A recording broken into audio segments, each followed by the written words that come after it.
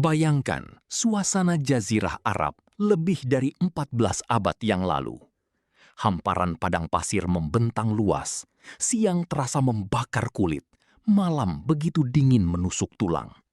Di tengah kerasnya alam itu, berdirilah sebuah masyarakat yang sedang berada di persimpangan zaman. Sebagian masih memegang tradisi jahiliyah yang keras dan tidak adil. Sementara cahaya Islam mulai datang membawa aturan baru yang menata kehidupan manusia dengan kasih sayang dan keadilan. Di kota Madinah, masyarakat Muslim yang baru tumbuh sedang menghadapi ujian demi ujian. Mereka bukan hanya membangun masjid dan pasar, tetapi juga sedang membangun peradaban. Setiap hari ada tantangan, ancaman dari musuh luar, pengkhianatan dari dalam, dan tekanan ekonomi yang berat. Banyak keluarga hidup sederhana, makanan tak selalu tersedia, pakaian pun seringkali seadanya. Namun di balik keterbatasan itu, mereka memiliki sesuatu yang sangat berharga, iman dan harapan. Saat itu, peperangan demi mempertahankan diri beberapa kali terjadi. Dalam peperangan-peperangan tersebut, tidak sedikit lelaki yang gugur. Mereka meninggalkan istri, anak-anak kecil, dan keluarga yang sebelumnya bergantung pada perlindungan seorang kepala rumah tangga. Bayangkan seorang ibu yang tiba-tiba harus membesarkan anak sendirian di tengah kehidupan yang keras. Bayangkan anak-anak yatim yang kehilangan ayah, kehilangan penjaga, kehilangan penopang hidup. Pada masa itu, kedudukan perempuan di banyak tempat belum sebaik sekarang. Tidak semua perempuan memiliki kekuatan ekonomi. Tidak semua janda mendapat perlindungan. Bahkan di sebagian tradisi lama, perempuan bisa diperlakukan seperti harta warisan. Mereka dapat diwariskan, dipaksa menikah, atau dimanfaatkan demi kepentingan keluarga tertentu. Anak-anak yatim pun kerap menjadi pihak yang paling lemah. Harta mereka bisa diambil, hak mereka bisa dirampas, suara mereka sering tak didengar. Di tengah suasana seperti itulah, Islam datang membawa perubahan besar. Islam tidak sekadar mengajarkan ibadah, tetapi juga memperbaiki tatanan sosial. Islam mengangkat derajat perempuan, menjaga hak anak yatim, dan memerintahkan keadilan dalam rumah tangga. Setiap ayat yang turun bukan tanpa sebab, melainkan menjawab persoalan nyata yang sedang dihadapi masyarakat. Pada suatu hari, di antara kaum muslimin muncul pertanyaan-pertanyaan yang tidak mudah dijawab. Bagaimana nasib para janda yang kehilangan suami? Siapa yang akan melindungi anak-anak yatim? Bagaimana caranya membangun keluarga yang kokoh di tengah keadaan yang penuh luka? Dan yang lebih penting, bagaimana menata pernikahan agar tidak lagi menjadi tempat kezoliman seperti pada masa jahiliyah? Sebab sebelum Islam datang, sebagian lelaki bisa menikahi wanita sebanyak yang mereka mau tanpa batas dan tanpa tanggung jawab yang jelas. Ada yang memiliki banyak istri tetapi menelantarkan sebagian dari mereka. Ada yang mempermainkan perempuan hanya demi gengsi. Ada pula yang menikahi anak yatim perempuan karena ingin menguasai hartanya. Pernikahan yang seharusnya menjadi tempat kasih sayang justru berubah menjadi alat penindasan. Kini, masyarakat Madinah menunggu petunjuk langit. Mereka tahu bahwa Rasulullah Muhammad tidak berbicara dari hawa nafsu, melainkan menyampaikan wahyu yang akan menuntun mereka menuju jalan terbaik. Setiap kali turun ayat, hati mereka berdebar. Karena ayat-ayat itu bukan hanya bacaan, melainkan pedoman hidup yang mengubah cara manusia memandang sesama. Di sudut-sudut rumah sederhana Madinah, para perempuan berharap masa depan yang lebih aman. Para janda berharap ada perlindungan yang terhormat, bukan belas kasihan yang merendahkan. Anak-anak yatim berharap hak mereka dijaga. Para lelaki beriman berharap mendapat aturan yang jelas agar bisa bertanggung jawab dengan benar. Semua menanti keputusan yang adil dari langit. Suasana kota pun terasa berbeda. Di pasar, orang-orang membicarakan nasib keluarga yang kehilangan tulang punggung. Di jalan-jalan sempit Madinah, terlihat anak-anak kecil bermain tanpa ladi ayah yang memanggil mereka pulang. Di rumah-rumah sederhana, ada tangis yang disembunyikan di balik pintu. Masyarakat baru ini sedang belajar bahwa membangun peradaban bukan hanya soal kemenangan di medan perang, tetapi juga soal menjaga mereka yang lemah. Lalu datanglah saat ketika Allah menurunkan ayat yang kelak menjadi salah satu pembahasan paling sering diperdebatkan sepanjang sejarah. Ayat yang tidak turun untuk memuaskan hawa nafsu, tetapi untuk menata kekacauan. Ayat yang tidak turun untuk membuka pintu kezoliman, tetapi justru memasang batas-batas tegas. Ayat yang kelak dikenal berada dalam Al-Quran Surah An-Nisa, surah yang banyak berbicara tentang perempuan, keluarga, hak, dan keadilan. Namun saat itu belum semua orang memahami hikmah besarnya. Sebagian melihatnya sebagai keringanan, sebagian melihatnya sebagai tanggung jawab berat. Sebagian lagi belum menyadari bahwa syarat yang menyertai ayat itu jauh lebih besar daripada izin yang disebutkan. Dan dari sinilah kisah besar tentang poligami dalam Al-Quran mulai terbuka. Bukan dimulai dari keinginan lelaki, tetapi dari tangisan para janda, masa depan anak yatim, dan kebutuhan menghadirkan keadilan di tengah masyarakat yang baru bangkit dari kegelapan. Setelah masyarakat Muslim di Madinah mulai tertata, persoalan besar ternyata belum selesai. Di balik sholat berjamaah, ukhuwah, dan semangat membangun peradaban baru, masih tersisa kebiasaan lama yang belum sepenuhnya hilang dari hati sebagian manusia. Islam telah datang membawa cahaya, tetapi bayang-bayang jahiliyah masih berusaha bertahan. Di antara kebiasaan paling berbahaya saat itu adalah cara sebagian lelaki memandang perempuan dan pernikahan. Bagi mereka, menikah bukan amanah, melainkan kekuasaan. Seorang lelaki bisa mengambil istri sebanyak yang ia mau, lalu menahan mereka tanpa kepastian. Jika bosan, ia abaikan. Jika marah, ia sakiti. Jika ingin harta, ia menikah demi keuntungan. Rumah tangga yang seharusnya menjadi tempat teduh justru berubah menjadi penjara sunyi bagi banyak perempuan. Yang lebih menyedihkan, anak-anak yatim perempuan sering menjadi sasaran. Mereka kehilangan ayah yang melindungi, lalu berada di bawah kuasa wali atau kerabat yang tidak semuanya berhati lembut. Sebagian dari para wali melihat mereka bukan sebagai amanah, tetapi sebagai kesempatan. Jika anak yatim itu memiliki harta warisan, kebun, hewan ternak, atau simpanan, maka ada yang tergoda untuk menguasainya. Caranya halus, tetapi kejam. Mereka menikahi anak yatim perempuan itu agar harta tetap berada di tangan mereka. Mahar diperkecil, hak-hak dikurangi, suara sang perempuan dibungkam. Karena yatim, ia tak punya pembela. Karena perempuan, ia dianggap lemah. Karena masih muda, ia tak mampu melawan. Bayangkan, seorang gadis kecil yang tumbuh tanpa ayah. Ia berharap rumah walinya menjadi tempat perlindungan. Namun ketika beranjak dewasa, justru dirinya diperlakukan seperti jalan menuju harta. Senyumnya hilang, masa depannya gelap, dan ia tak tahu kepada siapa harus mengadu. Di sudut lain kota, para janda juga menghadapi nasib tak kalah berat. Sebagian dipandang sebagai beban, sebagian dianggap tak lagi bernilai. Ada yang hidup dengan anak-anak kecil, menahan lapar demi memberi makan putra-putrinya. Ada yang memilih diam menahan air mata karena merasa tak punya tempat bergantung. Masyarakat mulai resah. Orang-orang beriman bertanya-tanya, apakah Islam akan membiarkan keadaan seperti ini? Apakah perempuan akan terus menjadi korban? Apakah anak yatim akan terus diperas haknya? Di tengah keresahan itu, sebagian lelaki datang dengan alasan yang terdengar indah. Mereka berkata ingin menolong janda, ingin menjaga anak yatim, ingin memperluas tanggung jawab. Namun tidak semua hati jujur. Di balik ucapan mulia, kadang tersembunyi nafsu lama yang belum mati.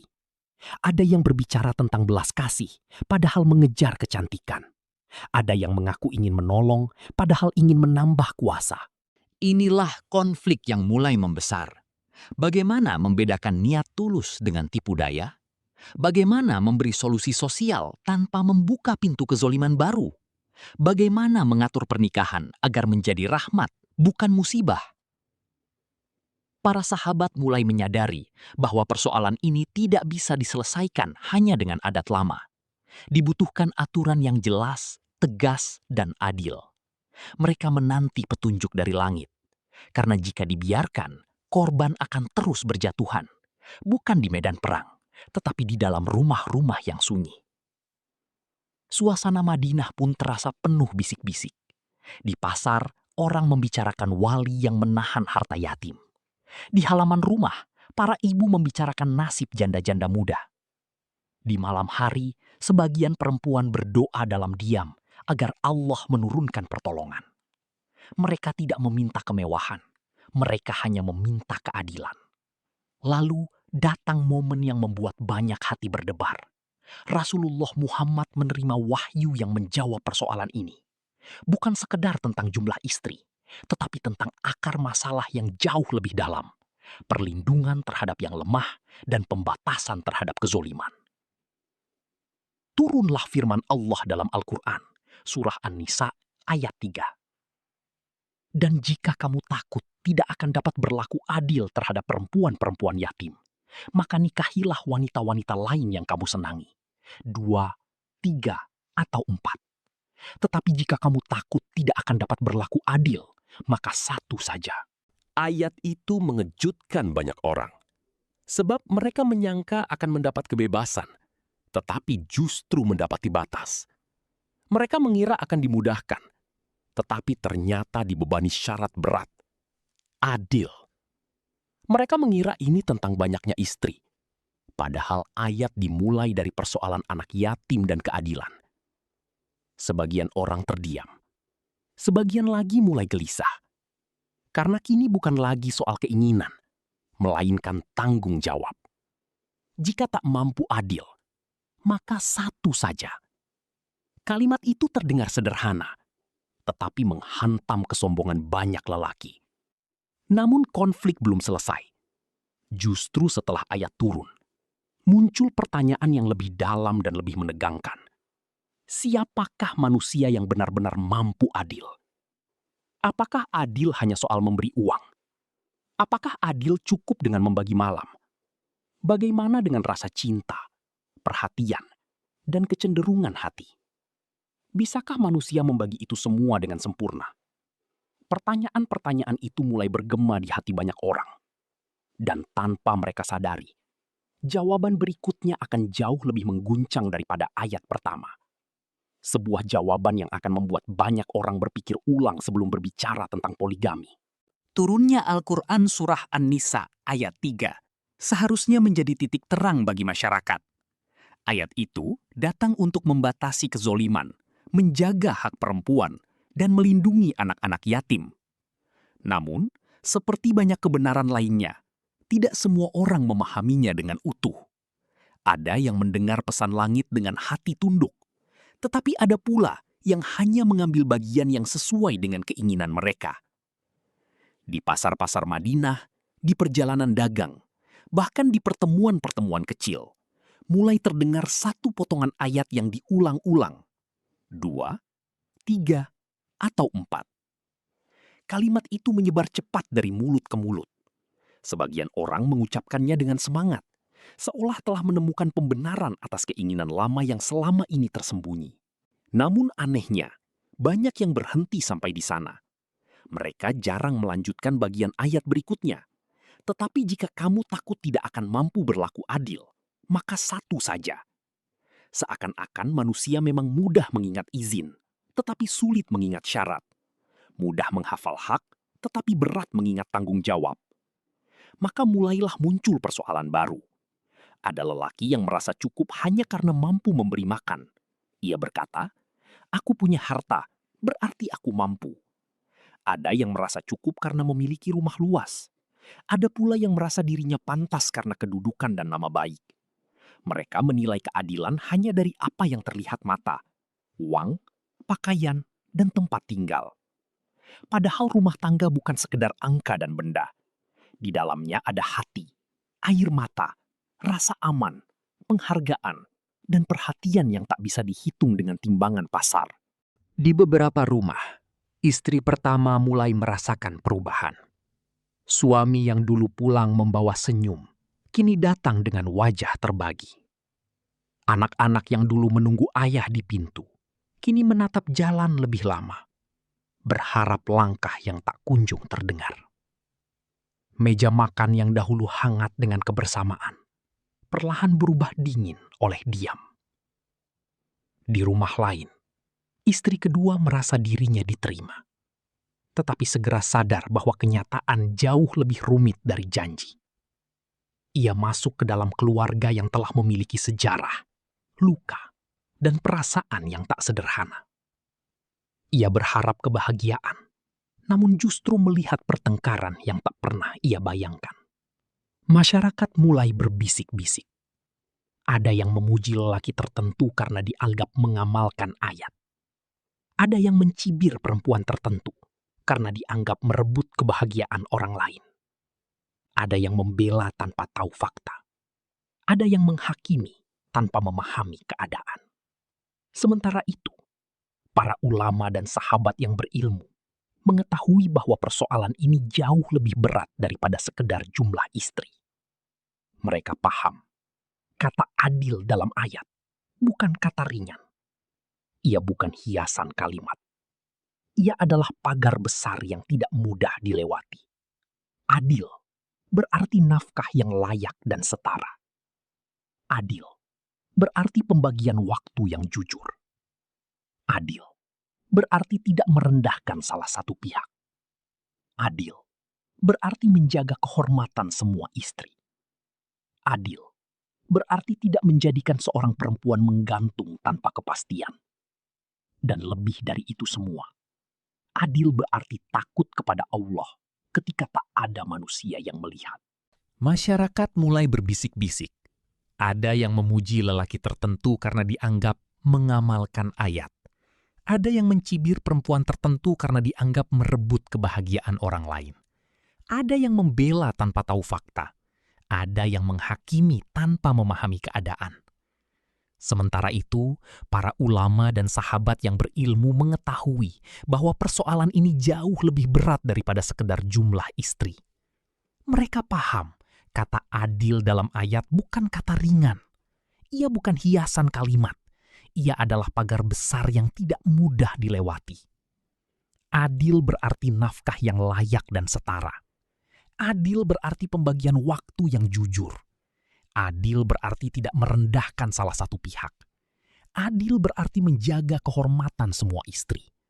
Adil berarti tidak menjadikan seorang perempuan menggantung tanpa kepastian.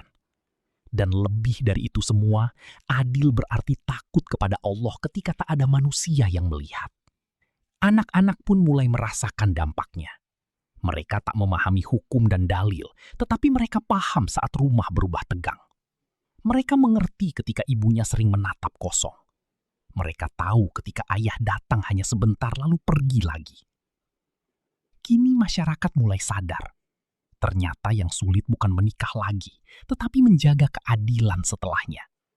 Yang berat bukan akadnya, tetapi amanah sesudah akad.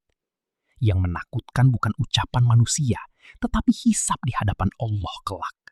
Pertanyaan pun semakin kuat menggema di hati banyak orang.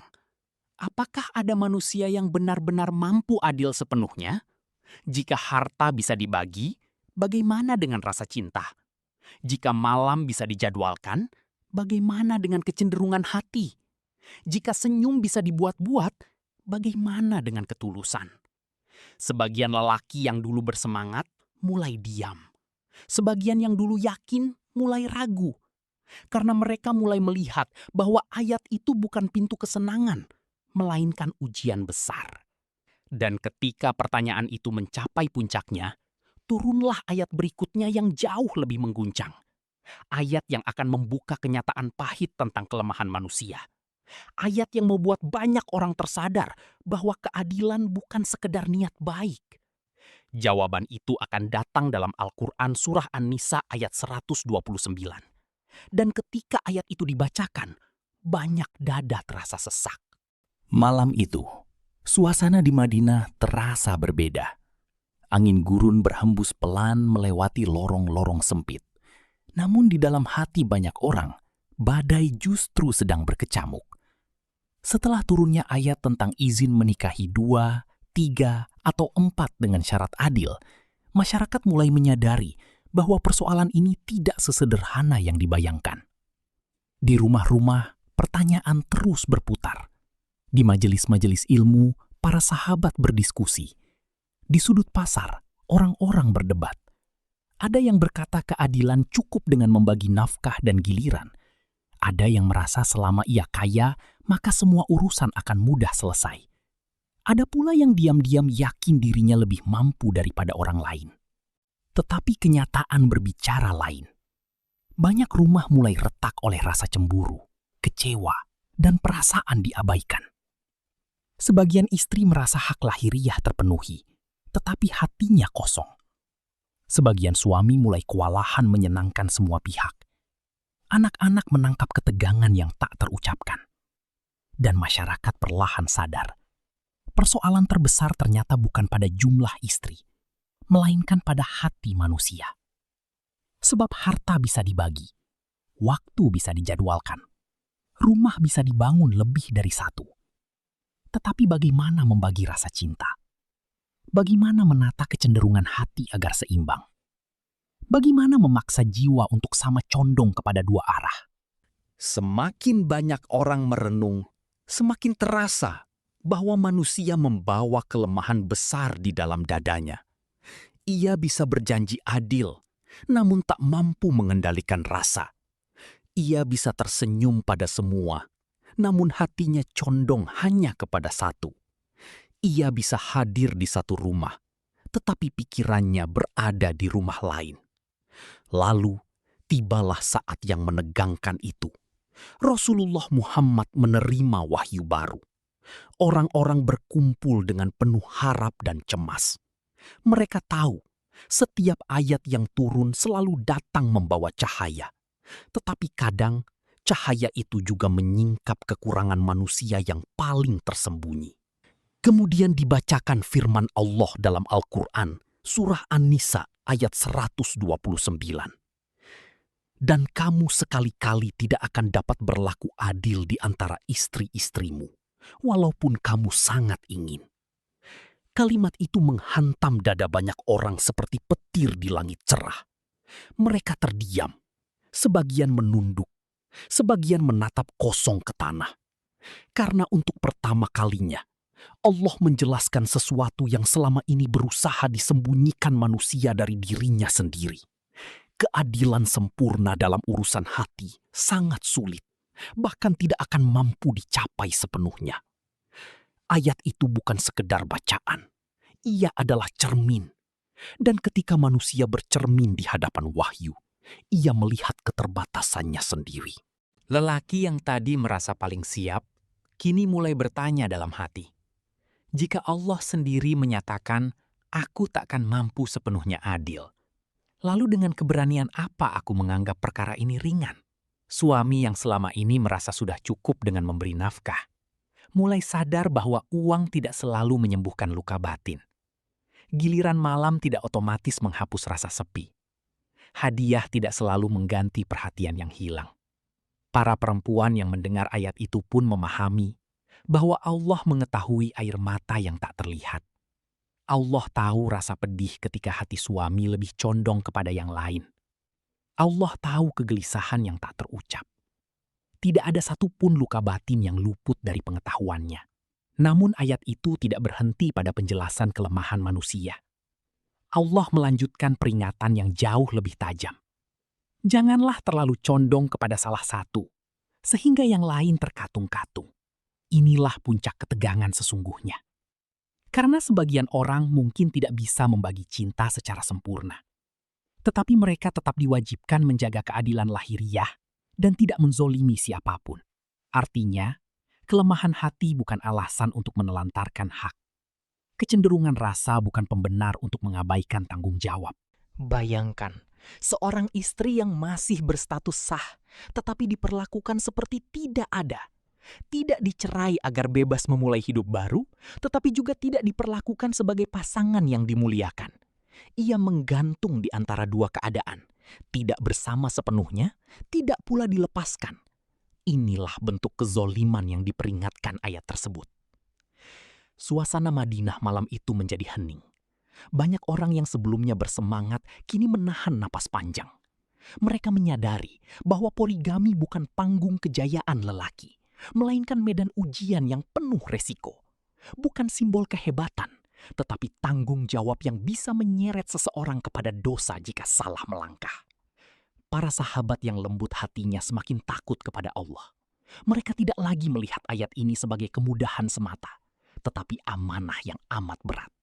Mereka paham, semakin besar kewenangan yang dimiliki seseorang, semakin besar pula pertanggungjawabannya di akhirat.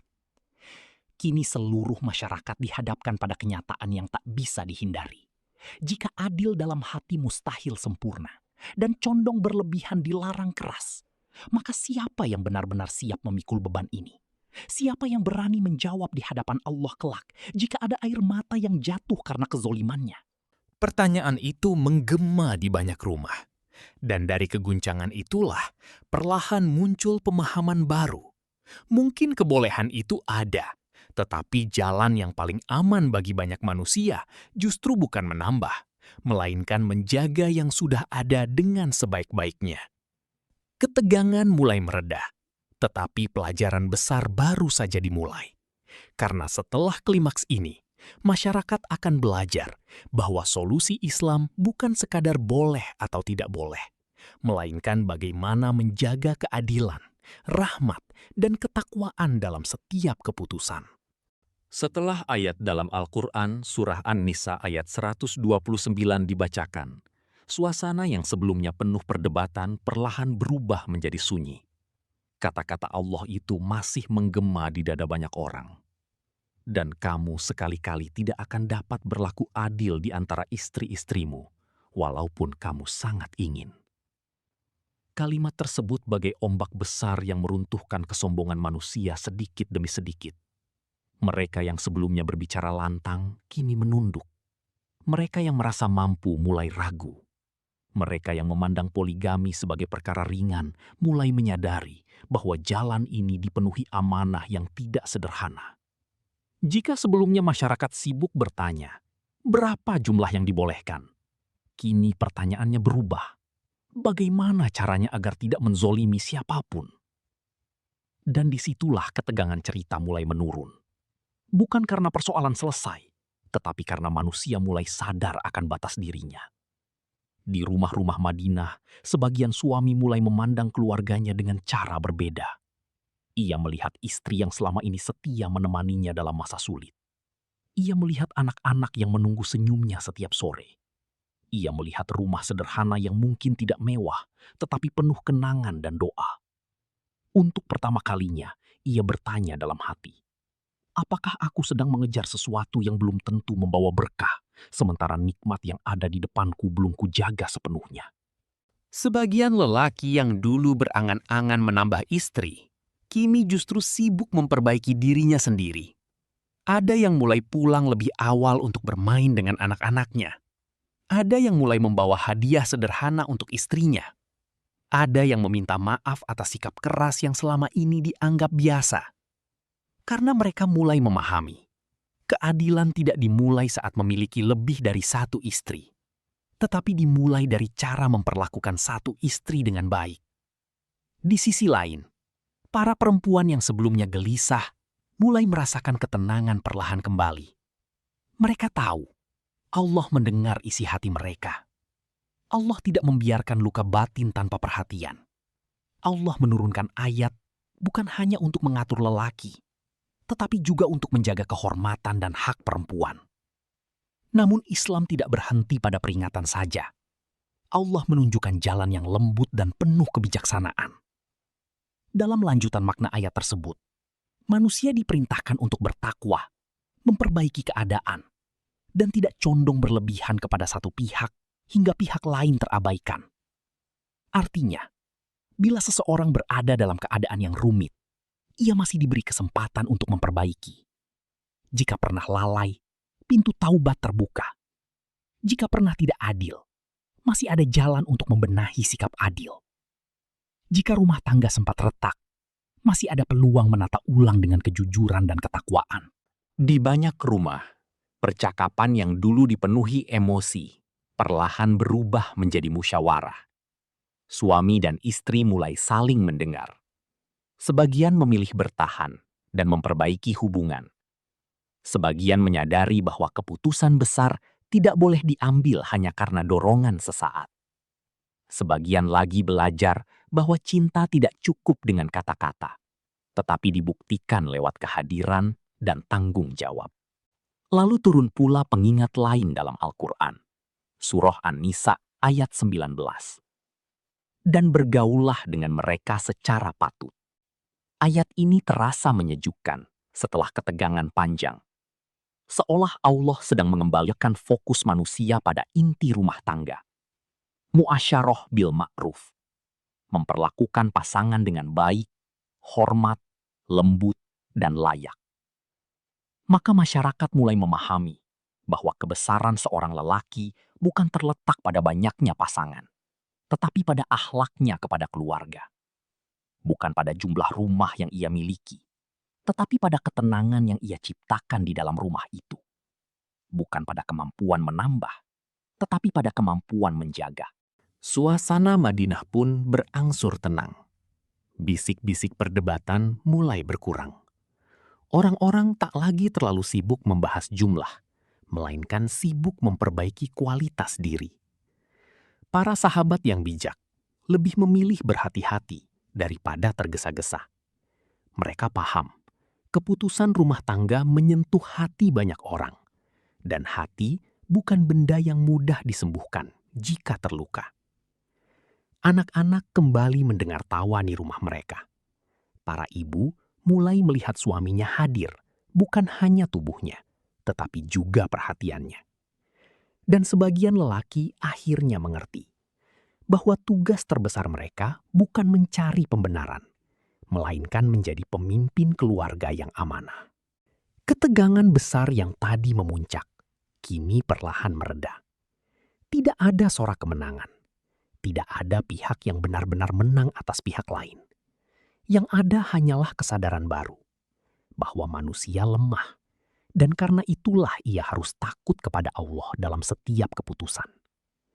Poligami yang semula dibayangkan sebagai jalan luas, kini tampak sebagai jalan sempit yang hanya bisa dilalui dengan ilmu, keadilan, kesabaran, dan tanggung jawab luar biasa. Sementara bagi banyak orang, jalan yang lebih lapang justru adalah mensyukuri pasangan yang telah ada dan merawatnya sebaik mungkin. Maka pada fase anti klimaks ini, masyarakat belajar satu hal penting. Setelah badai perdebatan berlalu, yang tersisa bukan soal siapa paling benar dalam berargumen, tetapi siapa paling sungguh-sungguh menjaga amanah keluarganya. Dan dari ketenangan yang mulai kembali itulah, kisah ini bergerak menuju penyelesaian. Sebab masih ada satu pelajaran akhir yang akan menuntun manusia memahami hakikat kebolehan, tanggung jawab, dan hikmah terbesar dari semua ayat ini. Orang-orang mulai memahami bahwa pembahasan poligami dalam Al-Quran bukan berdiri sendiri. Ia terhubung dengan perlindungan anak yatim, penjagaan hak perempuan, keadilan nafkah, dan ketakwaan kepada Allah. Maka siapapun yang membicarakannya tanpa empat hal itu, berarti ia hanya melihat kulit, bukan isi. Para sahabat yang bijak kemudian mengambil pelajaran besar.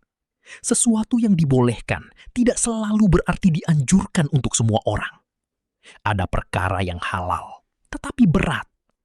Ada perkara yang mungkin benar secara hukum, tetapi belum tentu tepat secara keadaan. Karena setiap rumah tangga memiliki kisah, luka, kebutuhan, dan kemampuan yang berbeda-beda.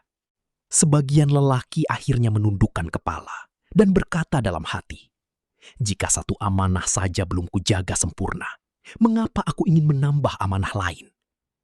Kalimat itu sederhana, tetapi lahir dari kedewasaan. Mereka sadar, memperbaiki diri kadang lebih mulia daripada memperluas keinginan. Di rumah-rumah sederhana, suasana mulai berubah. Suami yang dulu mudah marah mulai belajar lembut. Yang dulu sibuk di luar mulai lebih sering hadir di tengah keluarga. Yang dulu merasa cukup memberi nafkah, kini belajar bahwa istri juga butuh didengar, dihargai, dan ditemani. Sebagian istri yang sempat gelisah mulai melihat harapan baru. Mereka menyaksikan perubahan kecil yang terasa besar. Sapaan hangat di pagi hari, bantuan sederhana di rumah, perhatian pada anak-anak, dan senyum yang lama hilang kini kembali hadir. Kadang penyelesaian masalah bukan datang dari keputusan besar, tetapi dari hati yang mau berubah. Masyarakat pun semakin paham mengapa Allah menutup ayat itu dengan kalimat yang begitu kuat. Dalam Al-Quran Surah An-Nisa ayat 3. Tetapi, jika kamu takut tidak akan mampu berlaku adil, maka satu saja. Kalimat ini kini terasa seperti cahaya penuntun. Ia bukan larangan mutlak, tetapi peringatan penuh kasih. Seolah Allah sedang mengajarkan bahwa bagi banyak manusia, jalan paling aman dari kezoliman adalah menjaga satu keluarga dengan sebaik-baiknya. Di majelis-majelis ilmu, para ulama menjelaskan bahwa keadilan bukan sekedar hitungan materi. Ia mencakup tanggung jawab, ketenangan, perlindungan, dan akhlak. Jika semua itu tak mampu dijaga, maka memilih yang lebih sedikit justru lebih dekat kepada takwa. Perlahan, masyarakat meninggalkan cara pandang lama. Mereka tidak lagi mengukur kehormatan lelaki dari banyaknya pasangan, tetapi dari cara ia memuliakan keluarganya. Tidak lagi menilai keberhasilan rumah tangga dari tampilan luar, tetapi dari kedamaian yang dirasakan penghuninya. Anak-anak kembali tumbuh dalam rumah yang lebih tenang. Para ibu merasa lebih dihargai. Para ayah mulai memahami bahwa kepemimpinan bukan soal kuasa, tetapi pelayanan dan tanggung jawab. Di titik inilah, konflik mulai benar-benar menemukan jalan keluarnya. Bukan karena semua orang memilih jalan yang sama, tetapi karena mereka kini memahami prinsip yang sama. Setiap keputusan rumah tangga harus dibangun di atas keadilan, kemampuan, dan takut kepada Allah. Dan dari pemahaman itu, kisah ini bersiap menuju penutupnya. Karena setelah semua perdebatan, tersisa satu pertanyaan terakhir. Apa sebenarnya pelajaran terbesar dari ayat-ayat tentang poligami ini bagi setiap keluarga muslim hingga hari ini? Hari-hari berlalu, dan masyarakat Madinah akhirnya memahami satu kenyataan besar. Ayat-ayat tentang poligami bukan turun untuk membanggakan lelaki, bukan pula untuk membuka pintu hawa nafsu, tetapi untuk menegakkan keadilan di tengah masyarakat yang pernah dipenuhi penindasan. Mereka mulai sadar, selama ini banyak orang hanya terpaku pada angka 2, 3, atau 4, namun lupa bahwa inti pembahasannya adalah amanah yang berat. Yang dibicarakan Allah bukan sekedar jumlah istri, tetapi nasib perempuan, perlindungan anak yatim, hak nafkah, kejujuran hati, dan tanggung jawab di hadapannya. Sebagian lelaki yang dulu berangan-angan memiliki banyak istri, kini justru sibuk memperbaiki diri. Mereka memahami bahwa memimpin satu keluarga saja sudah membutuhkan kesabaran, ilmu, dan akhlak yang besar. Menjaga hati seorang istri, mendidik anak-anak, mencari nafkah halal, serta menjadi teladan yang baik. Semua itu adalah perjuangan mulia yang tak ringan. Sebagian perempuan yang pernah cemas, kini merasa tenang. Mereka tahu bahwa Allah tidak pernah menutup mata terhadap air mata yang tersembunyi. Allah mengetahui setiap luka batin, setiap rasa takut, dan setiap doa yang dipanjatkan diam-diam di sepertiga malam. Maka rumah-rumah di Madinah perlahan dipenuhi pemahaman baru. Kehormatan seorang lelaki bukan diukur dari banyaknya pasangan, tetapi dari bagaimana ia memuliakan keluarganya. Kemuliaan seorang perempuan bukan ditentukan oleh keadaan, tetapi oleh keteguhan iman dan kesabarannya. Dan keberkahan rumah tangga bukan karena mewahnya bangunan, melainkan karena hadirnya sakinah di dalamnya. Orang-orang pun mengingat firman Allah dalam Al-Quran Surah Ar-Rum ayat 21, bahwa pasangan diciptakan agar manusia mendapatkan ketenangan, kasih sayang, dan rahmat. Itulah tujuan besar pernikahan. Bila sebuah keputusan menjauhkan rumah dari ketenangan dan keadilan, maka saat itulah manusia harus kembali merenung. Akhirnya, kisah ini meninggalkan pelajaran yang dalam. Poligami adalah izin dengan syarat, bukan kemuliaan otomatis. Monogami bukan kekurangan, dan poligami bukan kebanggaan. Yang meninggikan manusia di sisi Allah hanyalah takwa dan keadilan. Dan di setiap rumah yang dijaga, maka rumah-rumah di Madinah perlahan dipenuhi pemahaman baru. Kehormatan seorang lelaki bukan diukur dari banyaknya pasangan, tetapi dari bagaimana ia memuliakan keluarganya. Kemuliaan seorang perempuan bukan ditentukan oleh keadaan, tetapi oleh keteguhan iman dan kesabarannya. Dan keberkahan rumah tangga bukan karena mewahnya bangunan, melainkan karena hadirnya sakinah di dalamnya. Orang-orang pun mengingat firman Allah dalam Al-Quran surah Ar-Rum ayat 21, bahwa pasangan diciptakan agar manusia mendapatkan ketenangan, kasih sayang, dan rahmat. Itulah tujuan besar pernikahan. Bila sebuah keputusan menjauhkan rumah dari ketenangan dan keadilan, maka saat itulah manusia harus kembali merenung. Akhirnya, kisah ini meninggalkan pelajaran yang dalam.